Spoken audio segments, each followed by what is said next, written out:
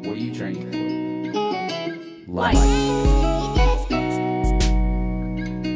Welcome to Train for Life, a podcast brought to you by ISI Elite Training. I'm Adam Rice, founder and CEO, and we'll be hosting this alongside Amanda Hall, our COO. Tune in weekly as we explore topics on personal and professional development to help you level up in all aspects of your life. We call this Training for Life. All right, so welcome back to the Train for Life podcast. Today we have a really special guest, a former NFL veteran, but more importantly, just an amazing human being. And so we've got Doug Middleton. He's, again, 6-year NFL veteran, founder of Dream Yoga and Wellness here in the Charlotte area, and really a visionary behind Dream the Impossible, an initiative dedicated to bringing mental health awareness and access to youth, student athletes, and the African American community. Doug, welcome to the Train for Life podcast.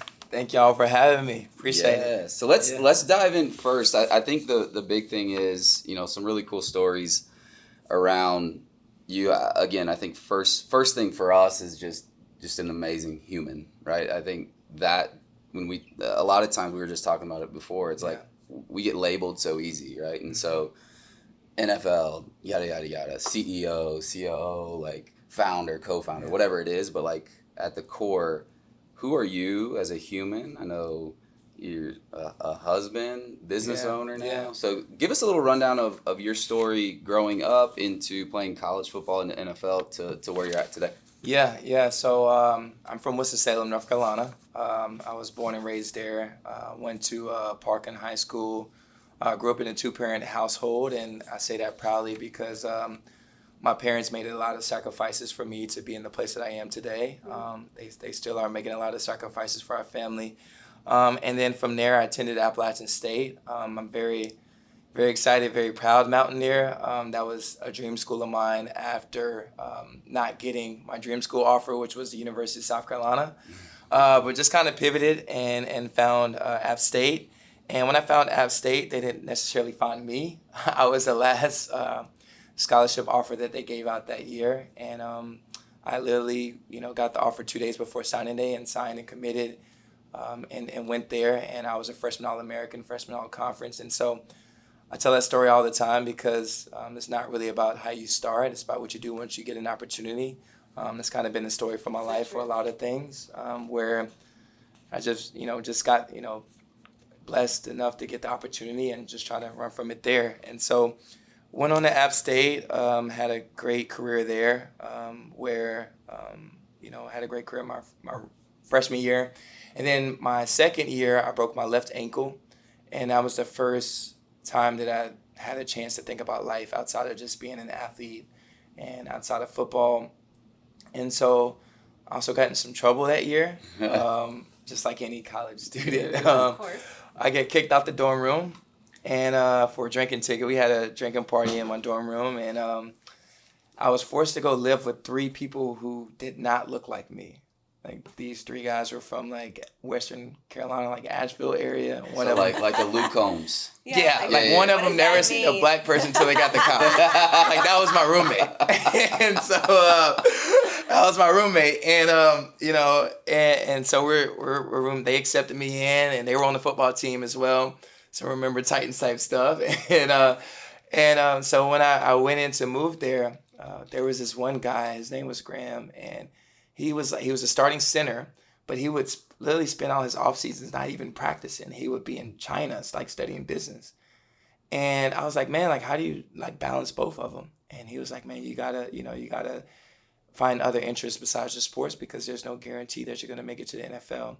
And that was the first time that the light went off about thinking about life outside of sports. Mm-hmm. And I'm glad that I had that interaction at that age and not once I got into the NFL, because it would have made the transition even harder.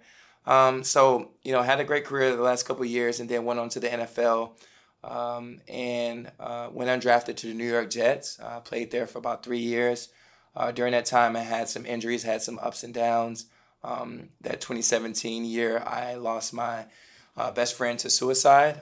His name was AJ, and then, he's suffering from severe depression. And then a couple weeks later, I tore my right pec, and I was out for the season. And so really my identity shifted really fast as the game of football was kind of taken away from me. And, somebody very close to my friend group was taken away as well. And so I had to, just kind of find the things that meant the most to me. And the things that came up was faith, family, and, really just mental health.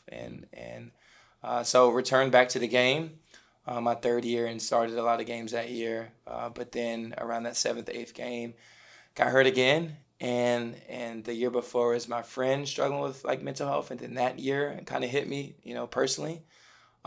Just when you put everything into a sport, you put everything into your career, and it gets taken away again, especially at the height of it. I was as high as ever been in my career, starting on Monday Night Football, Thursday Night Football, alongside some people that I've always dreamed of playing with. And Right. so, going to the fourth year, and I got cut going into that year, ended up signing later on with the Jags and played for 2 years there.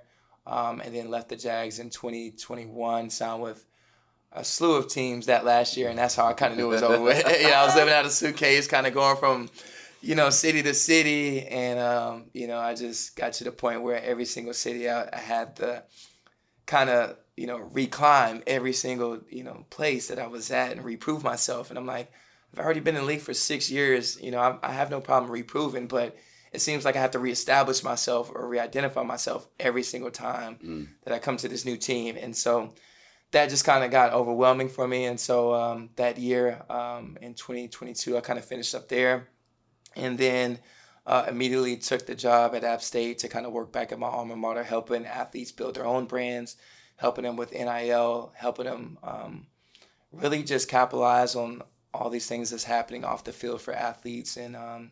And so I did that, and then along the way, I kind of fell in love with yoga in 2017 throughout all the struggles that I had, and I went to it for the flexibility, the mobility part, but I fell in love with it more for the mental health part in that 2018 year, and so really got tied into it really deeply. And then 2022, I knew I wanted to open up a yoga studio. Had a lot of great mentors, a lot of great people that helped me do it, and I went to a place that I actually found in Charlotte called Y2 Yoga. Went to the owner and took teacher training. I said, hey, I want to open up a studio. And, instead of thinking like a scarcity mindset, he was like, well, let's help you figure it out. You got a lot to figure out real fast. And so Love that.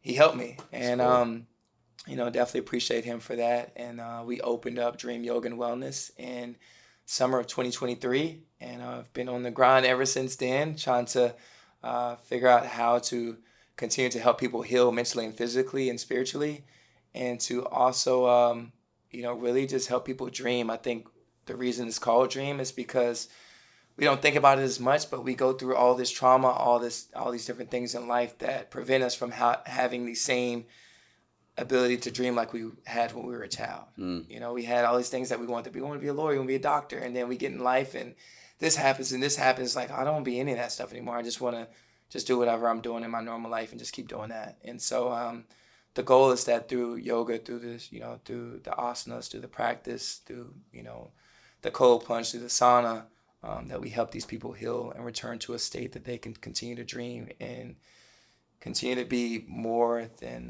what God has called them to be. Love it. It's Love awesome. it. What do you think?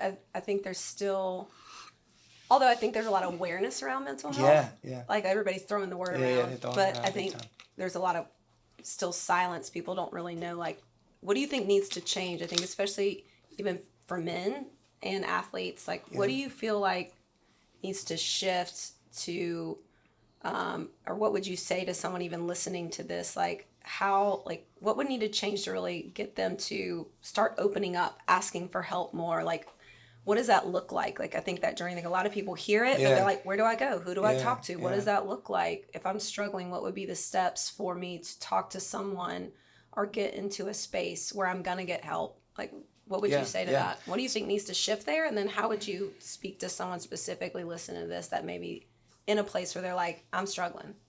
Yeah, so as men, I'm gonna speak to that first, because I'm a man, father now, business owner, and all these other titles. My actually high school coach, he's starting a discipleship program with some men in Winston, and he asked me this question, and I think this is very relative to what we're talking about. But he said, "How would you rank, these four things in your life?" And he said, God, family, yourself and your job. And I was like, that's pretty easy. And I actually got it right, but I'll tell you what I ranked it. And I ranked it God first, I ranked it myself second, and I ranked it family third, and I ranked my job fourth. And he was like, well, why did you say that? And he said, I said, if I don't, of course, faith first, but if I don't take care of myself, how am I going to take care of any of these other things? And he was like, you know what? None of the guys I mentored said that. He said all of the guys I mentored had themselves last. Wow. And that kind of tells you the mental health issue that we have going on is where, we don't make enough time for ourselves as men. We don't make enough times for ourselves as people. And I mean, I just think about all my moms that's doing yoga at the studio. Like in summertime, like the kids become the priority and they become last place. Mm-hmm. And they want to prioritize everything besides themselves. And I think how we amplify mental health is, the word is definitely tossed around out there a lot. I think what we need to continue to do is amplify communities. The communities is what provides people a safe space to be able to open up, a safe space to get resources, right?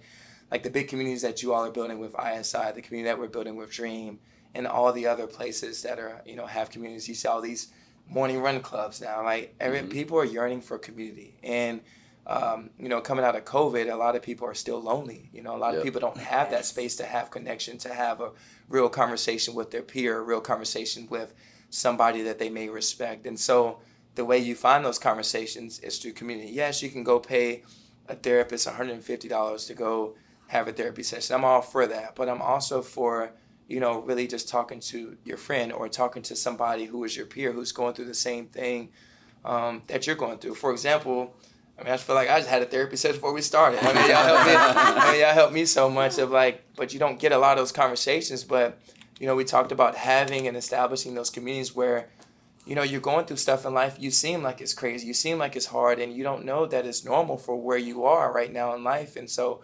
I just can't amplify that enough. But what I would tell somebody that's struggling is you're not alone. There's a lot of other people that are struggling, right? There's a lot of other people that's trying to figure it out.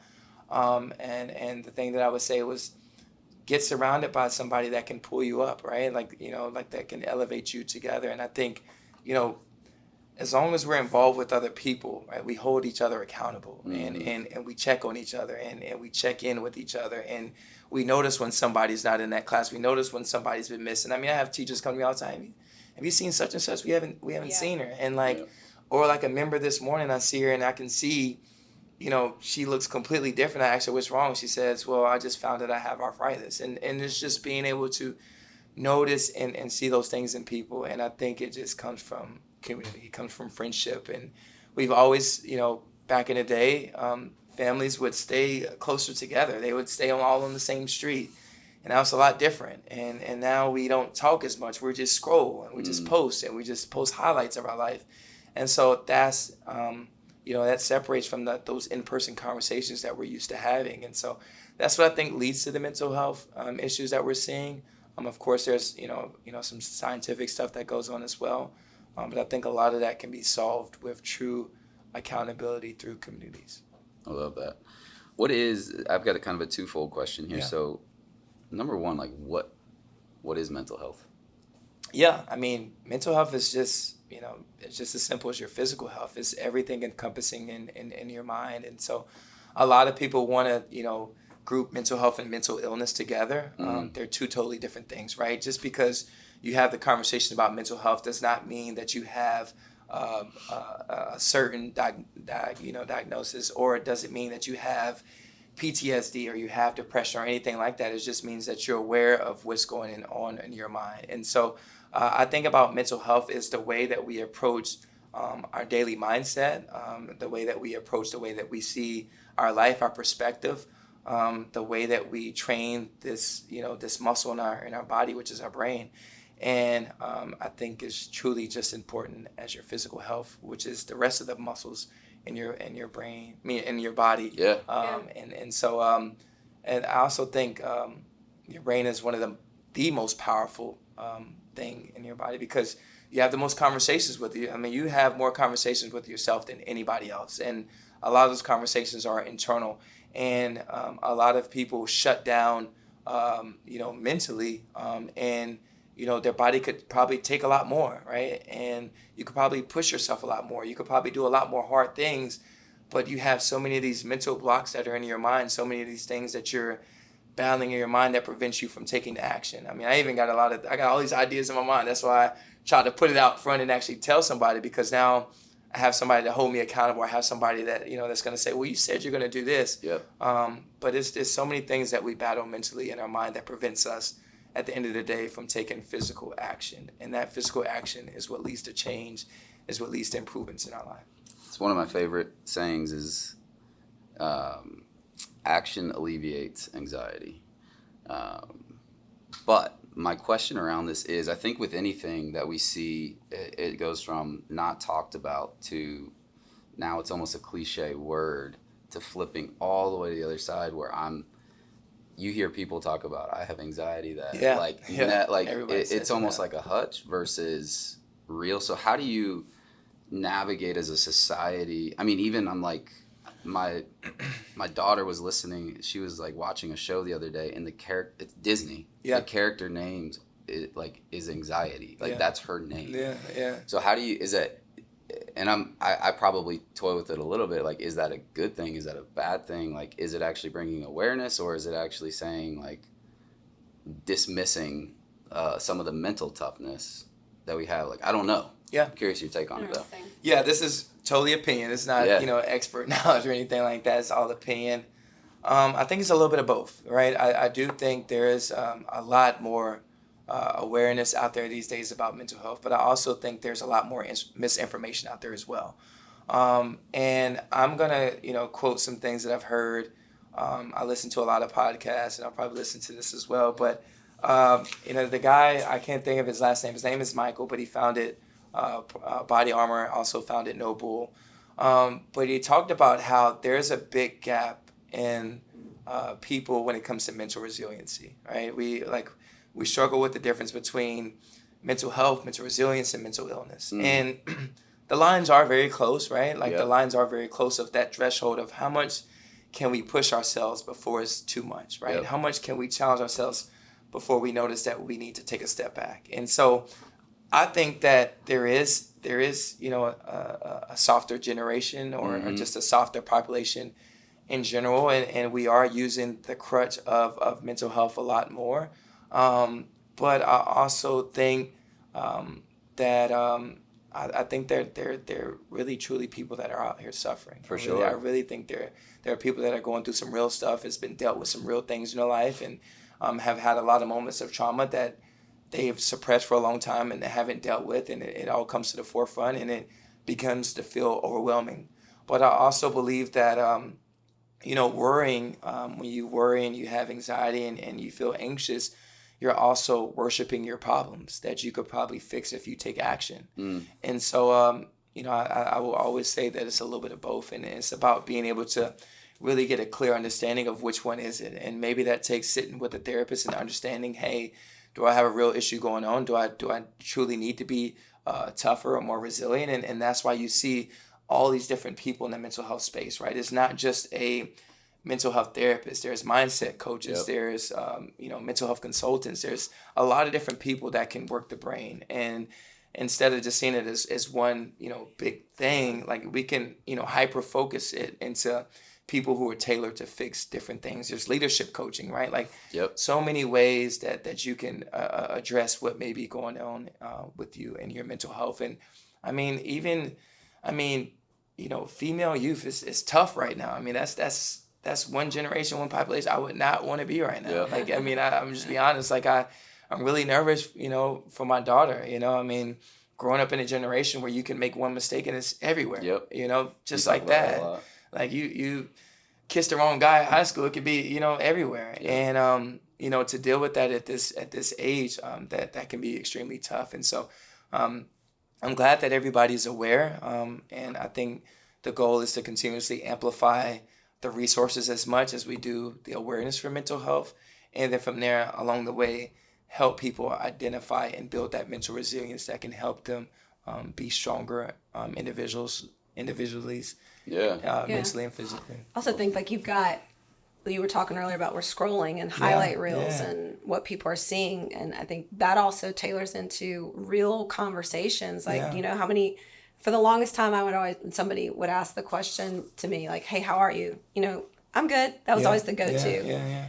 And then I realized, like, if I don't say how I really am, and especially in places that I'm at with people that even if it's like it's been a morning, right? Like, being real with people gives them permission to be real with you. It also, like, lets somebody know, like, hey, I'm not perfect, right? Like, we are real people, but also you cannot be in a good place and still show up and do a good job and still show up for your family. Like, I think we often think, like, I have to be perfect to, you know, we're harder on, I think what's going on in our brains, you know, we all know this, we're all harder on ourselves, and I'm harder on myself than anybody's ever. You say this to me all the time, like, we don't give ourselves enough grace, but oftentimes we're stuck in something because we haven't let other people come in and tell us how they see us. But also we feel like that, like, and we were just talking about this earlier, even with like athletes, like you've lived in this, you've been seen in this light for so long, and now you're not, you know, maybe even somebody on social media is like, I'm comfortable here because on social media,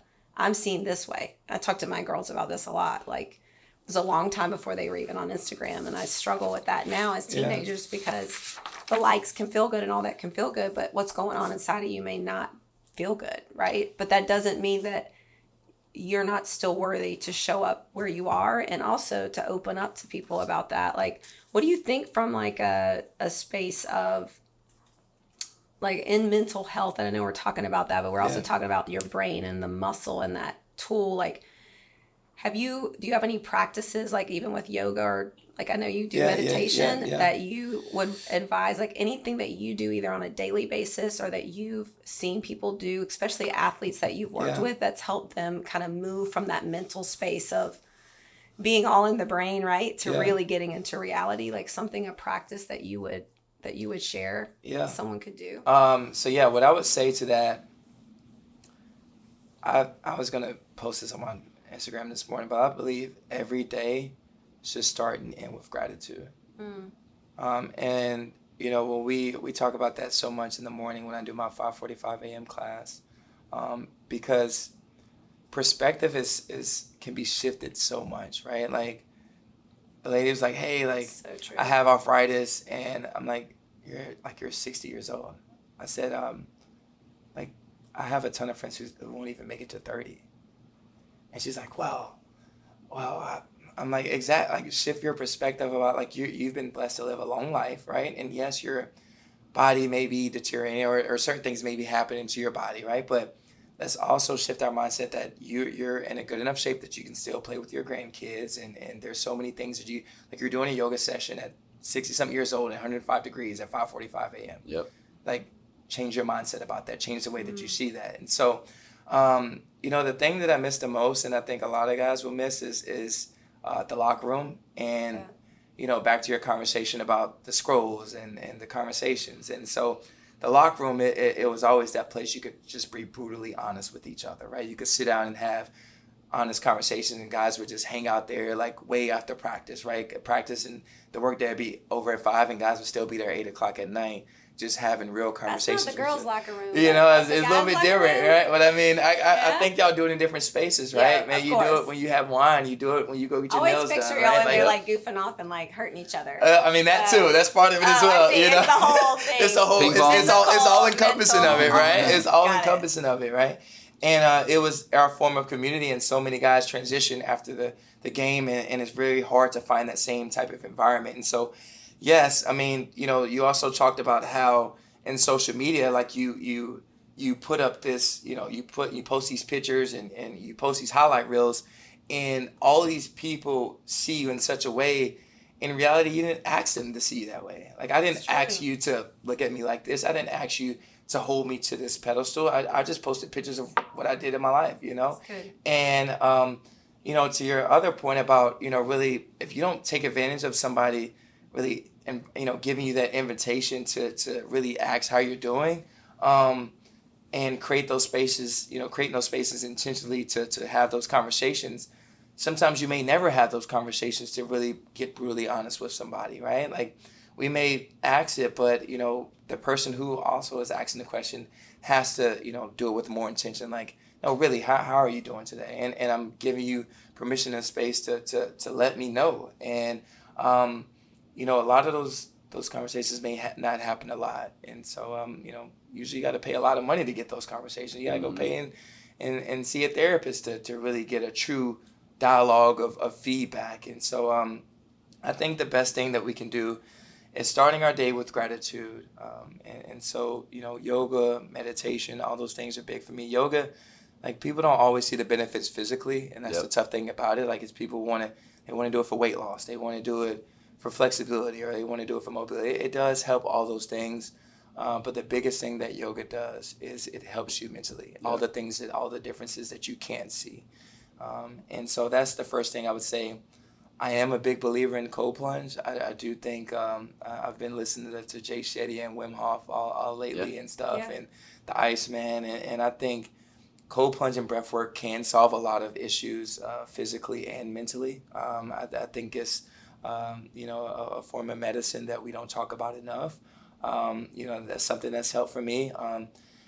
And I feel like there's a lot of tension, in the body and the mind, in any way that we can relieve that tension, whether it is through, massages, or whether it is through, body work, or it is to, just spending time with each other. Those are some of the things that's helped me. So I would say yoga, meditation, cold plunge, and just really, truly just community conversations. Gratitude is the biggest one. I mean, living life with a get-to mindset instead of have to is where it all starts with me. Yep. I mean, that's... And don't overcomplicate it. No, it's not. You're a big gratitude, but like, my thing is, like, I can be in a funk, and then, what are you grateful for? Like, when I get that question, I'm like, and then sometimes it's like, maybe you're grateful that you got to remember, like, the smallest things. You gotta remind yourself. You woke up, you walked here. I love it. One of our coaches, he always will say at the end of a session, he says, reach down, touch your toes, and think of one thing you're grateful for today. And then sometimes he'll ask, it could be like, Amanda, what were you grateful for? And sometimes it's like, I made it here today. Like, I just did that. Like, my body did it. I did it. Like, but it's amazing how powerful a simple question of think about one thing you're grateful for. I have that 5-minute journal, and you write down the 3 things you're grateful for. And it could just be like, hey, I got a roof over my head. Like, my bed's really cozy. Like, or, like, whatever that is. But sometimes I think we overcomplicate. We feel like things could be, you could have some heavy stuff going on in your life, and you feel like that overpowers the ability to be grateful for the things that we don't remember are actually really miracles in the making that some people don't have the privilege to have. And I almost call what I do with yoga. I mean, so I make my classes very hard on purpose. I'm a big believer in mental resilience. I'm also a big believer in, like we just talked about, perspective, right? Mm-hmm. I think our perspective and our ability to find gratitude and our ability to own and appreciate the problems that we have and appreciate the things that come with those amazing things that we have in our life, we can all just see it differently, right? Like, yes, we're dealing with this and that, but you know how many people would dream to have the problems that we have, or dream to just have the things that, we have, and all the way from, you think about third world countries, or like that we could easily be born into that, like, and instead we're thinking about, okay, how do we help this franchisee out, or how do we figure out this business, or how do we lead our families better, or how do we, eat at Chick-fil-A instead of, not eating at all. Like all of our things and issues that we deal with can be framed and looked at so much different if we just bring in gratitude and bring in perspective, and that's what yoga does, and that's what I believe I do through the movement and the breath work and everything that yoga encompasses every morning. So. Love that. Let's talk identity. Yeah. I think identity is I mean, obviously you got a major shift in identity, going from you're an icon, right? If you're wearing an NFL jersey, and all these people think you're down to now, and I think this is relevant. This is your story, but this is relevant for, I always say, like, females getting to really like an executive level position. It's so incredibly hard because they if they want to have kids, there's going to be pauses within that. And so a lot of times they'll shift their identity from, being hard charging in their career down to now mom to even now stay at home mom. Right. And so on and so forth, whether that's an upward trajectory of identity, whether you're now a CEO, now a founder, or downward trajectory, right? A lot of people will go start a business and now they're an owner versus an executive. So I think it's all one and the same, but how do you surpass identity? And what would because I think that is a core issue of what depresses people. But like how should people be looking at like I am? And I know obviously faith is a big component of that. But I'm curious because I think people have this expectation that they should be this far in life or they should be living up to this standard. And half of that is because of their looking at other people's highlight reel. So I'm curious like what your thought is around identity, because I know you speak to NFL athletes and like a lot around that. Yeah, that's one of my favorite topics. I'll say this to kick it off, and this is probably as simple. I'll get simple before I get detailed. The simplest I can put it is finding a way to be okay with temporary suffering. That's how I'll start off simple. That's deep. It is deep. So I'm gonna unwind it, right? Finding a way to be okay with temporary suffering. So, as make it up to the NFL, like that took 17 years of work. Right? That didn't take. I didn't just wake up and was in the NFL, right? Like along the way, there was a lot of suffering. There was a lot of challenges. There was a lot of things that I had to overcome to get to that point, right? And the same thing when you make it into that career. In order to get that job, you had to go through college. You had to, do the internship, and then you were able to get the job. And then to be, become a mom, you had to be pregnant for 9 months, right? Temporary suffering, right? And so all these different temporary sufferings, like the more you can put into your mind that, hey, I'm okay with this temporary sacrifice, knowing that this end goal is way greater than the sacrifice that I'm about to encounter, then that's okay. And the reality is you may not get that end goal, and that's fine too. But knowing that along the way, whatever temporary suffering that you went through, the process is what I like to call it. The process is really what we have to learn what to enjoy. And so what I would tell anybody is to truly fall in love with the process, fall in love with the suffering, fall in love with the journey, because every moment of your life is not going to be Super Bowl moments. Like, yes, I've played on Monday Night Football. Yes, I've played on Thursday Night Football, but there were a lot of minute, very detailed, small, boring moments where I'm just got a practice squad jersey on and just running down the field, tired as I don't know what, and getting cussed out by a coach, all to be able to live that moment that felt like a Super Bowl moment and get that post on Instagram, which seems like I've been doing this my whole life. And so when we really roll back those Instagram moments or those people that we look at that may seem like overnight success, and we really break that down into how much of things that they've had to suffer through, or how much of the process that they've had to go through in order to reach that goal that they're at. I think that is what would help all of us, is if we learn how to appreciate the journey, right? Learn how to find fulfillment and find peace in each phase of the journey.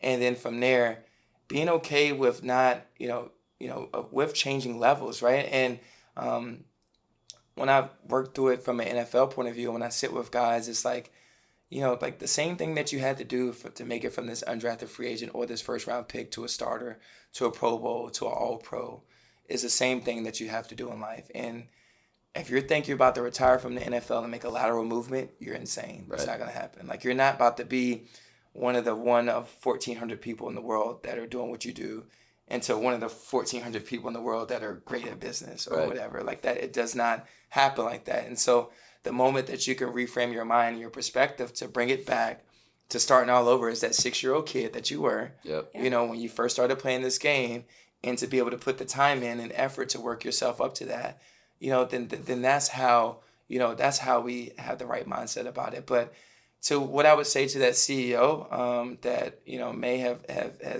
is working from all these different levels, to that person who has, even speaking to you all, like, I'm sure creating ISI and working through, there was a lot of things you had to work through and figure out in order to build this great product. And so, yes, a lot of those things and lessons you can take to the next thing, to Plunge House, to the other brands, but there's a lot of moments that you're gonna have to start over with. Yep. Like, you know, a lot of things you have to figure out, like you were when that 6-year kid just trying to figure out how to backpedal and figuring out which is the A gap, which is the B gap, how to catch a ball. Like, and the moment that you put in your mind that you're okay with that, that's the moment that you actually truly start making progress. And so once you get out your mind that, hey, I'm trying to make this big growth and go from $30,000 a month to $100,000 a month, or go from 200 members to 1,000 members, or go from 1 kid to 10 kids, or go from, you know, being this, you know, regular person at my job to being the CEO. It takes a lot of, you know, small moments, and it's really truly about just getting 1% better each and every day, even if you have to take a couple steps back to go more steps forward. Love it. Good. Well, cool. I know we've got to wrap this thing, right? It was interesting. Scott, I'm probably going to say this 5 wrong. more questions in I there. know, right? We need to do. We need we're gonna version have to do a 2.0. version 2.0. Yeah. Scotty Scheffler. I don't know if you guys saw that. He's number 1 golfer in the world right now. And this week, he was doing a press conference, and he said a lot of what you're saying. He's like, I've literally worked my entire life, and for what? And so it was not he's like, this isn't fulfilling. Like, when I look at the whole scope of life, he's like, so what? I won 2 majors, and now I'm going to win a 3rd. Like, like, what does that matter? He's like, my goal is not to inspire future golfers, because this isn't fulfilling. But he's like, he's like, this has been so hard, because when you get to be number 1, there's nowhere else to go. Yeah. Right. And so now most people just go, they're like, it's not as good as it was. Yeah. And so, but that's what he talked about. He said, through this process of becoming the best golfer in the world, I've learned that I love to compete, and that's why I do what I do. Yeah. But it was interesting, because we do have this big vision, and then you get there, whether that's having a mansion and a yacht, and then you're like, now what? Yeah. You know? Well, that's why you see, like, so many people at 65 years old still working. Yeah. Because it's not the end goal. Like that. Right. I mean, AJ Brown posted the same thing. So he posted this after the Super Bowl, and he won the Super Bowl, and he's like, I thought it would feel so much better than it does, but it really doesn't. And what I come to realize is that it's not the end goal. Nobody, like, that's why you start multiple things. You don't care about the end. I mean, yes, you want the end goal. Yeah. You want to make the money that you dreamed of. You want to have those possessions for your family. You want to have those material things. Yep. But what you truly love is whatever the day-to-day, whatever process is, you have to fall in love with the process. And if you can fall in love with the process, that's truly what, you know, you should be doing. That's truly what your calling is. And that's why he continues to play golf, or that's why he continues to, or other people continue to do whatever they do on a daily basis, because they fall in love with the process. And each day, if you break it down, each day is different. Each day is hard. Each day you may be doing different things, but at the end of the day, even if we don't touch that end goal, we'll learn so much just going through that process that we can apply to the next thing and the next thing. And so for me, like, yes, the end goal would be 100 locations a dream. Yeah. But I think truly I'm just enjoying just teaching the one person that shows up, and teaching them and showing them how much gratitude and this practice and these poses can make a difference in their life. That's awesome. Yeah. Love that. All right. Well, Doug, thanks for being here today. Yeah. Thanks for sharing with us. I think we may have to bring you back, because I have so many more questions. I love this topic. I love your perspective. I love your heart behind what you're doing. If you guys want to learn more about Doug's work, check out dreamyogawellness.com or dreamtheimpossible.org. And we'll just say thanks for tuning in to Train for Life. And until next time, we'll see you on the turf.